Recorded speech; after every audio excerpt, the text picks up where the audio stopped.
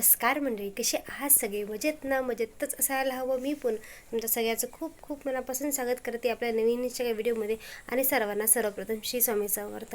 आज प्रगट दिन आहे स्वामी महाराजांचा. आता मला लवकर लवकर फ्रेश वगैरे झाले आणि मी आता माहीत आहे तुम्हाला की मी गावाकडे आलेले आहे. आता 4-5 दिवस गावाकडे थांबणार आहे. तर सगळे बेसिकली कामं सकाळचे वगैरे झालेले आहे. टिफिन वगैरे तयार करून दिल्या, कारण की हे पण केली आहे. मस्त आता फ्रेश झाले, सगळं आटोपलं, घरचं पूजा वगैरे आता करून घेते आणि लवकर पारायणाला बसते. आता 8 वाजले सकाळचे. बघू आता पारायण किती वाजेपर्यंत होईल. आता बेसिकली पूजा मांडायची सगळी तयारी आता करून ठेवली आहे. फक्त आता पूजा मांडायची वेळ आहे. आता पटकन आता सगळं करते आणि लगेच पूजेला सुरुवात करते, कारण की पारायणाला वेळ लागणार आणि मला 12च्या आत सगळं पारायण करायचं आहे. चला तर माझं पटपट पारायणाला सुरुवात करते आणि काय काय होणार, काय काय नाही होणार सगळं तुमच्यासोबत शेअर करते. आणि जेवढं होईल तेवढं शेअर करणार आहे, कारण की मी इकडे गावाकडे आहे. एनी टाईम असं मोबाईल हातात घेऊन कॅमेरा घेऊन राहणं मला ऑकवर्ड वाटते आणि त्यांनाही थोडंसं कम्फर्टेबल वाटत नाही, मलाही कम्फर्टेबल वाटत नाही. म्हणून म्हटलं जेवढं होईल तेवढं तुमच्यासोबत तर नक्की शेअर करते. चला तर माझा पटकन पारायणाला बसून, कारण की 8 वाजले. 12च्या आत सगळं झालं पाहिजे. माझे सगळे कामं झाल्यावर मी हळदीचं लेपर वगैरे केलं. नंतर ज्या जागेवर मला पारायण करायचं होतं ती जागा मी स्वच्छ पुसून घेतली. नंतर रांगोळी टाकली, त्याच्यावर एक पाट ठेवला आणि एक वस्त्र अंतरलं. नंतर स्वामी महाराजांचा एक फोटो ठेवला. आणि कोणत्याही पूजेची सुरुवात ही आपण त्रिप्रज्वलनेच करून घेत असतो, म्हणून पहिले इथे मी दिव्याची पूजा करून घेतली. हळदी कुंकू अक्षदा आणि फुलं अर्पण करून घेतलं. नंतर गणपती बाप्पाची इथे स्थापना करत आहे, कारण की गणपती बाप्पाची स्थापना ही कोणत्याही पूजेत ही पहिल्यांदा करतच असते. म्हणून मग इथे गणपती बाप्पाची स्थापना करून घेतली. गणपती बाप्पाला दुधाने, पाण्याने, पंचामृताने किंवा दह्या दुधाने पण तुम्ही इथं अभिषेक करू शकता. तर अभिषेक करत असताना मी ते ओम गण गणपते नमः, ओम गण गणपते नमः, ओम गण गणपते नमः असं म्हटलं. 5 वेळा पहिले पाण्याने अभिषेक करून घेतला, 5 पळीने. नंतर दुधाने अभिषेक करून घेतला. तुम्ही पंचामृताने सुद्धा अभिषेक करू शकता. जसं आपल्याकडे अवेलेबल आहे तशा पद्धतीने आपण इथे अभिषेक करून घ्यायचा. नंतर मी पुन्हा एकदा पाण्याने अभिषेक केला आणि गणपती बाप्पाला स्वच्छ असं पुसून घेतलं. गणपती बाप्पाला स्वच्छ पापडाने पुसून घेतलं आणि नंतर 2 नागबिलीची पाने म्हणजेच वेड्याची पानं घेतली, त्यावर थोड्या अक्षदा टाकल्या आणि हळदी कुंकू वगैरे सगळं अर्पण केलं, कारण की गणपती बाप्पाला आपल्याला त्या जागी स्थान द्यायचं असतं. ची स्थापना करून घेतली आणि ओम गण गणपते, ओम गण गणपते असं म्हणायचं, किंवा अथर्वशीष तुम्हाला पाठ असेल ते पण तुम्ही म्हणू शकता, कारण की आपल्या मुखातून उच्चार हे नेहमी चालूच असला पाहिजे की आपण स्थापना करत आहे. तर आपलं म्हणजे आपण ओम गण गणपती किंवा अथर्वशीष जे काही तुम्हाला येत असेल ते तुम्ही इथे बोलू शकता. नंतर मी इथे गणपती बाप्पाला चंदन लावलं, हळदी कुंकू अक्षदा बेल फूल सगळं काय पण करायचं आणि बाप्पाजवळ प्रार्थना करायचं की माझं पारायण छान आणि निर्विघ्नपणे पार पडू दे, असं त्यांच्याजवळ प्रार्थना करायची. नंतर मी इथे पूर्ण देवी देवतांचं स्वरूप म्हणून मी इथे सुपारीची स्थापना केली. सुपारीला पहिले आपण तसंच जसं गणपती बाप्पाला अभिषेक केला तसा सुपारीचा सुद्धा अभिषेक करायचा आहे, कारण की ते आपण पूर्ण देवी देवतांना आपल्या पूजेत आपल्या पारायणात आपण आव्हान देत आहोत की तुम्ही माझ्या पारायणात या आणि त्यांच्याजवळ प्रार्थना करायची की माझं पारायण पूर्ण निर्विघ्नपणे पार पडू दे. म्हणून पण सुपारीच्या स्वरूपात मी सगळ्या देवी देवतांची इथे स्थापना करत आहे. तसंच केली, जसं गणपती बाप्पाची स्थापना केली तशाच पद्धतीने मी इथे सुपारीची पण स्थापना करून घेतली. आणि नंतर सुपारीचा अभिषेक झाल्यानंतर 2 नागवेलीची पानं घेतली, त्याच्यावर अक्षदा टाकल्या आणि हळदी कुंकू वाहून घेतलं. नंतर सुपारीला सुद्धा हळदी कुंकू चंदन अक्षदा वगैरे सगळं वाहलं. इकडे गावाकडे असल्यामुळे माझं मठात वगैरे केंद्रात वगैरे जाणं शक्य झालं नाही, म्हणून मी इथे पारायणातच नारळ ठेवत आहे. तर जसं आपण नारळ मठात ठेवतो तसंच इथे आपल्या पारायणात पण ठेवायचं आणि स्वामी समर्थाजवळ आपल्या इथे प्रार्थना करायची की माझं पारायण तुम्ही स्वीकारा. आणि जे नारळाची शेंडी जी आहे ना ती स्वामी महाराजांकडे करायची, कारण की आपण त्यांना नारळ देतो. गडी साखर नारळ हे स्वामी महाराजांपुढे ठेवायचं. आणि मी इथे पूर्ण पारायणाची मांडणी करून घेतली. पोती फळ आपली माळ जे काय सगळं आपण पूजेमध्ये ठेवायचं.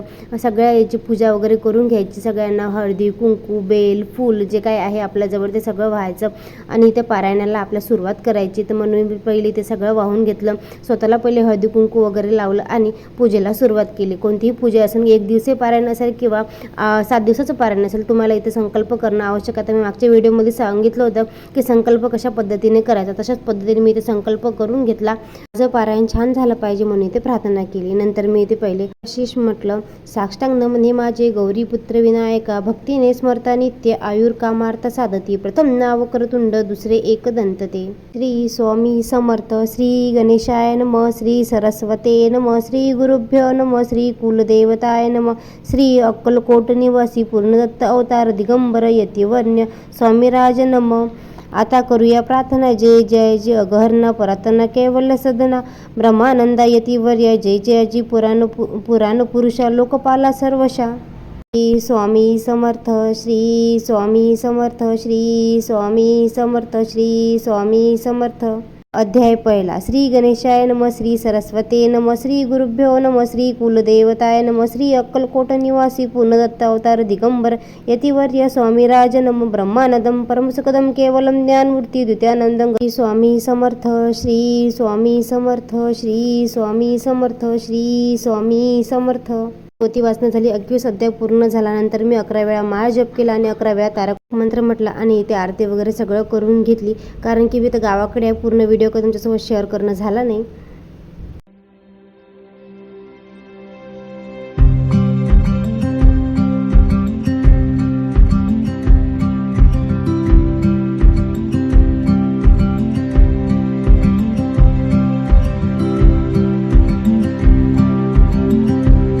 घराच्या आत माझं सगळं आवरणं झालं आहे. बेसिकली पूजा वगैरे पारायण वगैरे सगळं झालं, म्हणजे 11:30पर्यंत माझी सगळी आरती वगैरे सगळं झालं होतं. मस्त छान आता नैवेद्य वगैरे झाला आहे. छान आता मस्त जेवण करते, थोडा वेळ आराम करते, घरातली सगळी कामं आटपते, कारण की 8 वाजेपर्यंत जेवढं होईल तेवढं करून घेतल्यानंतर 8पासून मी पूजेला बसली होती, म्हणून सगळे घरातली कामं वगैरे राहिली ती पण आता करून घेते, थोडा वेळ आराम करते आणि संध्याकाळी छान मस्त पुरणपोळीचा नैवेद्य बनवते आणि स्वामी महाराजांचे आवडते लाडूसुद्धा बनवते. चला तर मग आता डायरेक्ट आपण थेट संध्याकाळी भेटूया.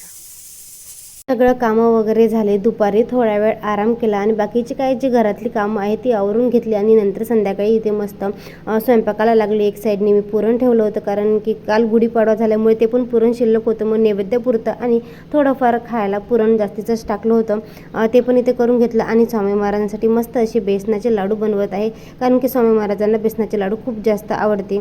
आणि गावाकडे आल्यावर किती सवंगडी आमचे इथे मित्रमंडळी जमते, अंगणात मस्त खेळत आहे, खूप एन्जॉय करते. म्हणूनच त्याला इथे अद्वैला आल्यावर गाव हे खूप जास्त आवडते. त्याला गावाकडे आल्यावर मज्जाच काही वेगळी असते, खूप धिंगाणा मस्ती धमाल करत असतो.